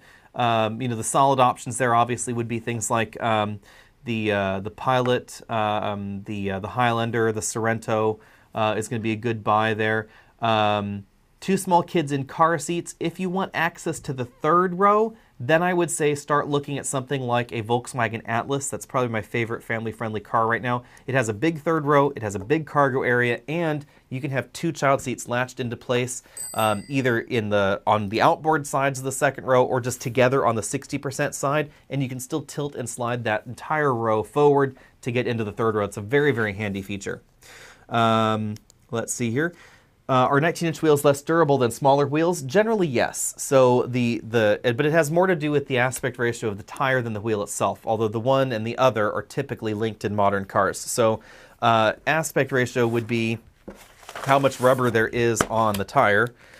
So, if I had a wheel here, and a low aspect ratio tire would be sort of here. So think 35 series to 45 series is there. Or you can have a big aspect ratio where there's a bigger donut on your wheel. This is the wheel in here. This is, 65 or larger series tires. So typically you'll find 65 series tires, a larger tire, this larger aspect ratio tire. You'll typically find larger aspect ratio tires on American crossovers, and base model crossovers of generally any description. They're going to be more durable. The wheels, this whole combo is going to be more durable because there's a lot more room to accept bumps in the road. If you tend to pinch your tire against a curb or something else like that, there's just more room for it to give and flow over the imperfection rather than digging right into the wheel. So generally speaking, larger aspect ratio tires going to be more protective to the wheel. And that's why on off-road dedicated vehicles, pickup trucks, etc., we see those larger aspect ratio tires. Let's see here. What do we recommend with 300 horsepower and less than 40K? Car. Stinger. I'd probably Stinger for that. Thoughts on Ram 1500 V8 versus V6 as an everyday vehicle? I would say it depends on how much you're focusing on fuel economy. If fuel economy is your thing and you're not towing heavy loads, V6 would be just fine. If you do plan on doing more towing, or you want better performance, then the V8 is going to be the solid buy there. Either is going to be fine, I would say, for a long-term vehicle. The V8's fuel efficient for a V8, but the V6 is going to be giving you better fuel economy overall. When do you think we'll have most infotainment systems upgradable like cell phones? I have a feeling that's going to be a while because the major concern with auto manufacturers is reliability of the software. So even as much as people will complain about their infotainment systems crashing, reliability and stable software builds tend to be more important to those manufacturers. Let's see here. Would I buy a Buick? I would if it was the right one. Thoughts on the Cadillac Xt4? Check the beginning of this video. Let's see here. What would I get with $600 a month? That's an interesting question. I'm not sure what exactly you're looking for there. $600 a month would actually buy you a fairly nice car. You could definitely have your choice of some entry-level luxury cars. Generally, I think the A3 convertible, I think, could lease nicely in that category. If you're thinking about buying a vehicle for $600 a month, then you definitely have to keep the MSRP lower, and I would be more focused on more of a mainstream car. Let's see here. What's the best infotainment system you've ever seen? That is an interesting question. I like the functionality of Chrysler's Uconnect a lot, actually, and the overall look in the mainstream segment. And for the luxury segment, I would say BMW's latest version of iDrive and the latest Mercedes infotainment system would probably be my picks. That would be in the very, very newest Mercedes models.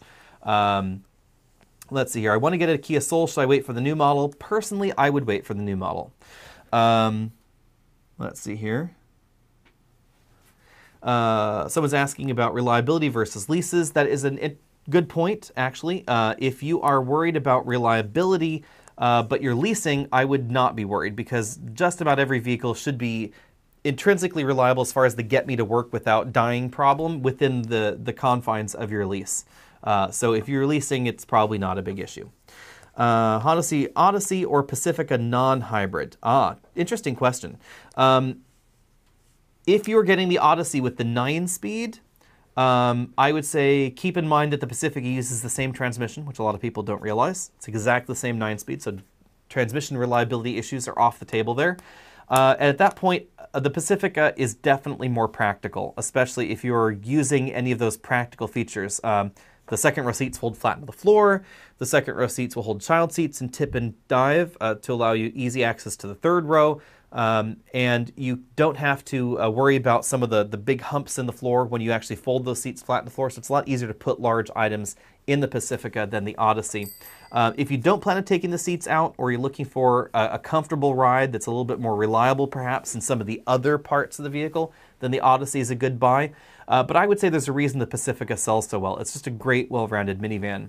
And I would also add that if you're looking at the Pacifica, definitely get the hybrid. 50% better fuel economy and really no compromises on that model. And arguably probably greater reliability long-term because of the design of that hybrid drivetrain. Up here, we're thinking here, do I think the new Supra is too similar to the BMW Z4? Well, yes and no, I suppose. The reality is, it wasn't a choice between Supra being unique and not unique. It was a choice of, do you want a Supra or do you not want a Supra? Because if you want a Supra, it's going to be a Z4. The reality is that Toyota doesn't sell enough Supras to design one just for Toyota fans. And BMW doesn't sell enough Z4s to design one on their own. So in order to get the Z4 and the Supra, period, they had to be together. And that had to mean that they had to be closely related. Someone had to be the lead on the project, and logically it was going to be BMW because they have more experience doing coupes. So BMW was the lead on that. And that dictated everything about the Supra on the inside. For instance, the buttons, the steering wheel, etc. All that had to be from the BMW parts bin because it would have been more expensive to try and take the BMW bones and then stuff Lexus parts on them. It was just easier to use everything that BMW already had since they were using a BMW engine. But again, it comes back to, did you want both of them or none of them? Because there wasn't really an option any other way. Just like the Miata and the Fiata from Fiat, the Fiat 124, it wasn't a choice of, do you want a new MX-5 alone? It was, do you want both of them or none of them? Because Mazda was up front that if it wasn't for Fiat's money, the MX-5 just would never have lived again. And we're seeing that a lot now in niche vehicles like this. And they've also announced that the BRZ, FRS 86, etc., is actually coming back for a second go. And it's also for the same reason. So let's see here. Isn't the Atlas really slow? The Atlas is not speedy, but then the V6 is really not that far off of many of the other full-size competition there. Remember that the Atlas is bigger than a Highlander, bigger than a Pilot, so you shouldn't expect performance similar to those. You should expect performance more similar to the new Telluride Palisade, the current generation V6 naturally aspirated Explorer, and of course the Chevy Traverse. So it's just in a different category. Why do upscale SUVs tend to have limited cargo room and visibility? Mainly due to overall styling. Lexus UX Hybrid, good value for base model? I would tend to say no. Fuel economy is good, but overall, I would be willing to give up some of that fuel economy for the feature content that we find in the competition. Also remember that the E all-wheel drive system in the UX can only send about 7 horsepower to the rear. It's not the same hybrid system rear axle that we find in the NX. So it's a lot less capable. Let's see here. New thoughts on the GLI. I like the way the GLI looks. I'm interested in that, but I think I like the practicality of the GTI better. I just wish it got the newest nose. Timeline for hybrid RAV4 reviews. That is a good question. Now, initially in our previous review, I believe we told you that the RAV4 hybrid was theoretically going to start production sometime soon, not be on dealer lots for a while. So they haven't actually made any production ones that have made it to the US yet, as far as I know. So we probably won't get one for a full review until they actually have production models. Now, I do have news in that we are going to be buying a non-hybrid RAV4 for a long-term video series here. That's probably going to be coming in the next 2 to 3 months-ish or so. It's going to be an adventure grade, probably the blue one with the white roof. Thoughts on a 2019 King Ranch? I think it has a good interior, but I would actually say that the top-end version of the Ram 1500 I think has a better interior. I like the engines in the Fords and the payload capacity, but I like the interior better in the Ram. So I wish there was a way to combine those, but unfortunately there is not at this point in time. Cheapest reliable commute car for 25 miles round trip. That would probably be the cheapest car you can get in that category, or the most efficient. Something like an Ioniq hybrid is going to be a very, very inexpensive option in that segment. Especially if you do a lot of lower speed travel, that's going to be a good one. Great to hear you positive on the Pacifica. Really can't complain. I've told a lot of people, if you want a 3-row crossover with actual room for 7 people and some cargo in the back, what you really want is a minivan. And Chrysler's been on the minivan game longer than anybody, so what you really want is a Pacifica. Which is better in steering assist, Toyota lane centering, or Nissan ProPilot Assist? Definitely the Nissan system. Best car for 100 miles a day, commuter car, softly sprung, and fuel efficient. I would say at that point, 100 miles a day, making sure your seats are comfortable is going to be probably your biggest thing. So I would say for commuter car, efficiency, etc., I would look at either a Nissan, mainly because of their seats. The CVTs also tend to be fuel efficient for longer highway commutes, or something like a top-end Hyundai Ioniq, which is going to give you better fuel efficiency. I think the seats are a tiny bit less comfortable, but still generally acceptable there. 40-50K, any crossover that's either a hybrid or an EV, NX Hybrid, Kona EV, anything else you should look at. That is an interesting list. So let's see here. else you should think of? There aren't too many options in the more premium end there. The NX is going to be very reliable. You could get a plug-in hybrid, and then after tax credits, you could get down to that price range. So, for instance, you could get an Xc90 plug-in hybrid, which I think is a lot more comfortable and a lot more fun than the NX and the Kona EV. Maybe not necessarily as reliable, but it depends on how long you plan on keeping it. And you will get access to the carpool lane with that one as well. Do I consider driving assist systems to be intrusive?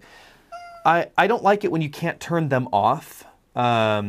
And the lane centering assist is probably the only one that actually bugs me, because I do drive on a mountain highway a lot, so a lot of curvy roads, and the lane centering assistance systems will sometimes be a little bit delayed, and so sometimes it'll feel like it's trying to steer you into the tree rather than avoid the tree. My mind is actually drawing a blank on which system this was, but there are vehicles there where turning off the system is just buried deep within a menu somewhere, and I find that really annoying. But other than that, actually the collision warning systems and autonomous braking systems I love. I'd rather get warned about an impending collision over and over and over again that I already know about than have that one time where you aren't paying attention and it was off and you hit something. But that's just my personal preference here. What is best? All-wheel drive vehicle that seats at least 5 for under 35K. If under 35K, I really love the CX-5. I think that's going to be a really good long-term vehicle, especially the new turbo one. I'm big on that one at the moment. I buy cars based on seats. I have a Tiguan, like the Grand Cherokee and Durango seats. What else hits the lumbar G-spot? I would say, generally speaking, look for, and I'm actually surprised you like the Grand Cherokee and Durango seats. My only complaint about the Durango is the seats are a little tiny bit hard and a little bit dome-shaped on the seat bottom cushion. So I think there are slightly more comfortable seats than that.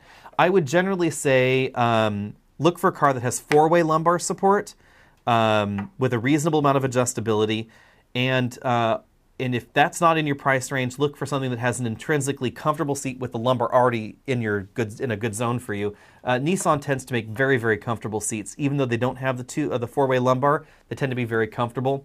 And then the American brands also tend to favor 4-way lumbar in a lot of cars. Honda and the Korean brands, it's hit and miss. Some have 4-way lumbar, some don't. When is the G80 going to be restyled? It's going to be very soon, but you won't see it until we actually have more Genesis dealers around. Someone's asking what the bottle is. That's a bottle of wine. It's a Petite Syrah, in case you're wondering. Best work van for heavy loads. Work vans, that's a tricky one. I really like the Ram ProMaster wagon. It's a funky thing. And it's front-wheel drive, but there are some definite benefits. High payload capacity, very low step-in height are very good advantages with that particular model, and fuel efficiency is very high. Overall cost to operate likely is going to be lower than the average in the segment. We don't know exactly about lifetime in the transmission, but it has proved so far good in big fleets out there that I know that are actually using hundreds of ProMasters out there. Now I have seen some evidence of maintenance issues that have caused problems, and that is something to keep in mind. So you have to be really on top of using the right things. Another fleet operation that has a slightly smaller fleet has had some issues with aftermarket filters that have fouled some of the oil inlets, and then claims were rejected by Chrysler because they were not using an OE filter in the engine, and they blamed the clogging and the fouling of those oiling jets on the oil filters. Transmission replacement costs are a little bit higher than we see in the General Motors product line, but likely the fuel economy will compensate for that. The GM product line is the oldest, but it's also probably the cheapest to overall repair. And then on the other side, we have the new Ford Transit vans, which I think do an excellent job at balancing both of these. They're the more traditional rear-wheel drive layout, bigger box, but they have some of the more modern engine technologies up front. Now, we don't know whether they will get the 10-speed automatics soon, but I would bet that they probably are, and expect a bigger fuel economy bump when they do. Overall, I would stay away from the Nissan vans. They tend to be very, very thirsty as overall fuel economy. Let's see here. Why is the G70 being so highly praised by everyone? Because it's a screaming deal and it's an awful lot of fun. High level of standard feature content. It combines the fun factor that we see in something like a Jaguar Xe with the projected reliability that you'd expect out of Lexus or Toyota, with handling precision that is nearly where we see the Lexus IS. The IS actually has a really great steering rack. I think the overall steering feel and chassis dynamics in the IS are some of the best in this category. They're easily better than the current generation BMW 3 Series, A4, C-Class, etc. But it's slow. The IS is very, very slow in that category, and the G70 is not. So the G70 is approaching there in that metric, but more towards BMW in the performance, reasonable interior, expected to be high reliability, etc., and a really good value. So it hits a lot of good key points there. You won't find all the same luxury touches that we find in the European competition. So if you want to go to that next level of interior refinement, you won't find that. If you want to go to the next level of performance, you won't find that in the G70 either. But you will find a great luxury value there. Thoughts on the naturally aspirated engine in the Santa Fe? If you're looking for a cheap car in that category, that is definitely going to be it, because its sticker price is very, very low. Let's see here. What do you think has the best safety system with automatic braking? Not too sensitive, but does its job well. I would actually recommend any of the European brands, Audi, BMW, Mercedes, Volvo, etc.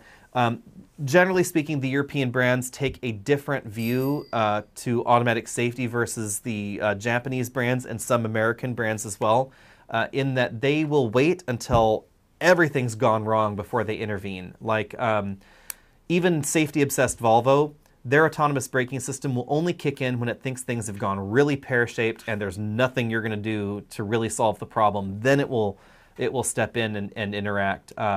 Basically similar things in the Mercedes and BMW lineups as well, whereas the collision mitigating braking system that we find in Acura and Honda products is much more obtrusive. It will definitely interact with you before everything has gone wrong, and at higher speeds too. So again, if you're driving like an idiot on the freeway and you're weaving in and out of traffic, the collision mitigating braking system is definitely going to be interacting, stepping on the brakes for you there until you disable it. Whereas the other systems will warn, but they're not likely going to be grabbing on the brakes quite as aggressively initially. LaCrosse or Avalon, that's a tricky one.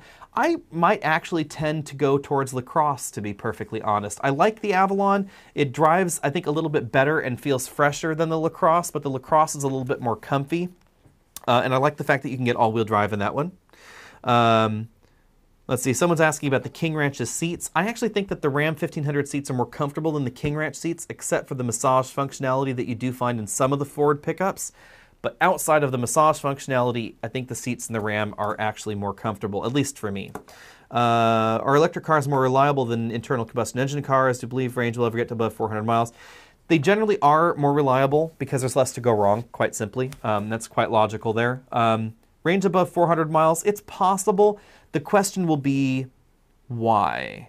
Remember that batteries are very heavy. So even an electric Niro, which is a tiny car, an electric Kona, which is a subcompact crossover, with all the batteries to get you 258 miles, is going to weigh more than a Toyota Avalon, more than a full-size sedan. And put it another way, when you take a look at the Honda Clarity, the Clarity battery electric vehicle only gets 89 miles, but it's about the same weight as the hydrogen Clarity, which gets 366 miles. And if you wanted to get 366 miles in the Clarity, it would weigh another 1,200 pounds more. Remember, as you add weight, efficiency goes down, especially in hill climbing. So if you were to take a Tesla that already gets a solid 300 miles of range, for instance, and you want to bump that up to 400, you wouldn't be increasing the size of the battery by 33%. You may need to get 40 to 45% more battery in order to get you that range. And that means that your daily trips, your efficiency just drops all the way around. So it's a trade-off here. So, you know, in order to attain that longer range goal, you have to sacrifice your efficiency operating 95% of the time for that 5% use case. It just doesn't seem to be a very good balance at the moment, at any rate. I have a feeling that instead, most people will be focusing on charging faster. So the faster you can get that quick charge moment, the more range you can pack in a shorter amount of time, I think the better off that will be. And with that, I think that we are just about out of time, so we will just scroll through here and get one last question in here. Ram 1500 versus Ford F-150, what are your thoughts? Ooh, that's a great one to end on. So, folks, sorry, this will be the last question here. I've always said that I'm actually quite torn between the F-150 and the Ram. The Ram feels fresher, unquestionably. I think the exterior, even though I wasn't quite sure about the exterior initially, the exterior has actually grown on me. The interior is hands down better than the F-150, just in terms of overall build quality, parts quality, etc. I really like the interior in the Ram. I also really like the Hemi V8. It sounds great, and I like the thought of the mild hybrid system that FC is using, the infotainment system, etc. The seats are comfy. Drivetrain-wise, I wish that we saw a little bit more investment under the hood. I love the 10-speed automatic in the F-150, and I really like the 2.7-liter V8. V6 in the F-150. It's a great engine all around. It's efficient. It's powerful enough for most folks. It's just a great package. Real-world fuel economy in that 2.7 is excellent. Payload and towing capacities are also good in both, but payload capacity in the F-150 is going to be consistently higher in the Ford. Now, it depends on what exactly you're after. If you're towing, really there's not going to be much difference between the two. Remember that in most states, conventional towing, 10,000 pounds is about your maximum. It depends on the state and how they calculate it. Some calculate strictly by gross trailer weight rating. Some will do a combined vehicle and trailer weight rating together, but typically around 10,000 is the most you can tow conventionally, 15,000 fifth wheel. Both of them will tow over 10,000 pounds conventionally, so that's not really an issue there. Unless you have a Class A license or a commercial or non-commercial, then you could tow more, but most people don't. So I think it comes down to your priorities there a bit. If you're doing a lot of in-city driving, the Ram with the new hybrid system that has a more aggressive start-stop may give you better fuel economy. If you really need that extra payload ability, you'll find that in the F-150, especially if you get the max payload packages on the F-150. It can actually get very high in terms of overall payload. But for most pickup truck owners, having the ability to do 16 to 1,800 pounds of payload total is sufficient. Remember, that's people plus stuff plus tongue weight. So if you're towing that 10,000 pound boat and you have 5 people in the truck and you want to put 200 pounds of luggage in the bed of the truck, you're going to be overweight. But when calculated appropriately for most folks, that's in an acceptable range. So I think it is a tough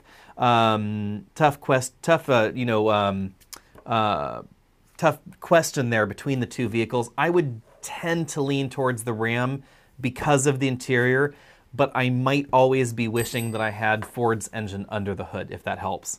Someone's asking about my giant toilet float on the back wall. That is actually not a toilet float. This is actually just a water float for a water tank that I have not installed at home. So there's going to be a new water system at home someday with a 20,000 gallon tank, and this is what will actually fill from the 20,000 tank to the 5,000 gallon tank that the house is actually going to be drawing from. But because I'm doing that myself and I haven't actually moved the tank into place yet, it is sitting here on my wall. So with that out of the way, thanks a lot for watching. Again, that was the last question, unfortunately, because we've been on here for 2 hours. So I will see you all next week. Be sure and stay tuned. It should be at about this same time. I might try and shift it to a Saturday if I can actually get someone to help me out with that. Anyway, I will see you all later.